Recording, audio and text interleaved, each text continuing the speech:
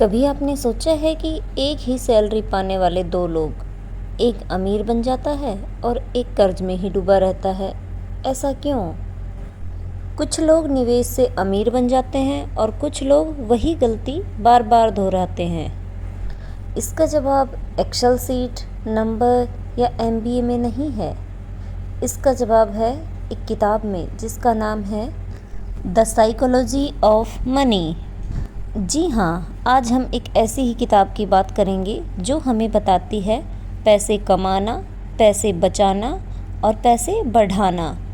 ये सब आपके दिमाग और सोच से शुरू होता है। अमीर कौन होते हैं? क्या होती है अमीरों की परिभाषा? कई बार हम किसी को बहुत बड़ी गाड़ी में देखकर सोचते हैं कि वाह, कितना अमीर है। क्या सचमुच? मॉर्गन हाउसल कहते हैं कि रिच वो होता है जो दिखा रहा हो और वेल्दी वो होता है जो छुपा रहा हो।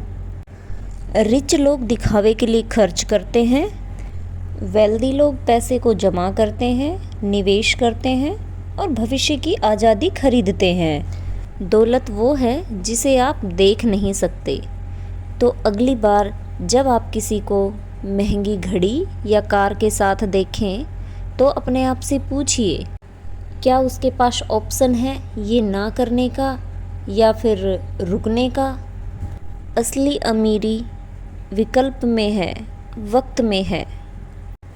अब हम बात करते हैं दूसरे फैक्टर की, जो है किस्मत एंड रिस्क, यानी कि भाग्य और जोखिम। यह एक बहुत ही बड़ा सबक है। बिल गेट्स ने माइक्रोसॉफ्ट शुरू किया, पर क्या आप जानते हैं कि बिल गेट्स ने उस स्कूल से पढ़ाई की जहां पर कंप्यूटर्स अवेलेबल थे।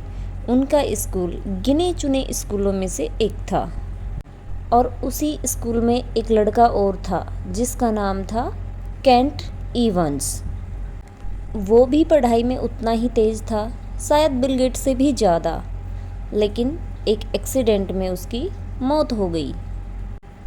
अब इससे क्या सीख मिलती है कि आपकी सफलता में मेहनत का हाथ तो है, लेकिन किस्मत का भी बड़ा हाथ है। और दूसरों की असफलता में उनकी कोई गलती नहीं है। इसीलिए दूसरों को जज मत कीजिए और खुद को हर समय सर पर मत चढ़ाइए। थोड़ा सा विनम्र बनिए, क्योंकि किस्मत और रिस्क दोनों साथ साथ चलते हैं। अब हम बात करते हैं तीसरे पॉइंट की, विच इज़ नेवर इनफ। क्या आप जानते हैं काफ़ी लोग अरबों कमाने के बाद भी धोखाधड़ी करते हैं। बर्नी मैडोफ, उन्होंने करोड़ों की ठगी की थी, हालांकि उनके पास पहले से अरबों थे। फिर भी उनके पास एक चीज़ नहीं थी, जो है काफ़ी, यानी इनफ, यानी कि सफिशिएंट। कभी कभी सबसे बड़ा रिस्क होता है और ज़्यादा पाने की कोशिश। एक कहानी याद रखिए। एक आदमी ने अपने दोस्त से कहा, आप इतना क्यों नहीं कमाते जितना वो अमीर कमाता है? तो उसने पता है क्या जवाब दिया? कि मेरे पास एक चीज़ है जो उसके पास नहीं है, विच इज़ इनफ। अब हम बात करते हैं इस पार्ट के लास्ट पार्ट की, fourth number, which is compounding.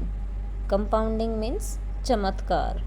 Warren Buffett ने अपनी संपत्ति का 90% अपनी 60 साल की उम्र के बाद ही कमाया। क्या उनकी स्ट्रेटजी कोई सीक्रेट थी? नहीं, वो बस लंबे समय तक अपने निवेश में टिके रहे। छोटे छोटे निवेश, और वो भी लंबे समय तक, यही अमीरों की कुंजी है। अब हम बात कर लेते हैं कुछ ब्रेकिंग पॉइंट्स की। दौलत दिखावे से नहीं, सोच से बनती है। किस्मत और रिस्क दोनों का खेल साथ साथ चलता है।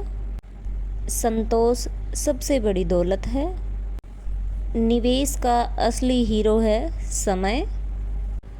दोस्तों, the psychology of money book की ऑडियो सीरीज़ का यह पहला पार्ट था। आपको यदि अच्छा लगा तो कमेंट करके ज़रूर बताइए और पार्ट 2 लिखिए ताकि मैं दूसरा पार्ट इसका बना दूँ। धन्यवाद आपका। अगर वीडियो अच्छी लगी तो लाइक, शेयर और चैनल को ज़रूर सब्सक्राइब करिए, सपोर्ट करिए। धन्यवाद।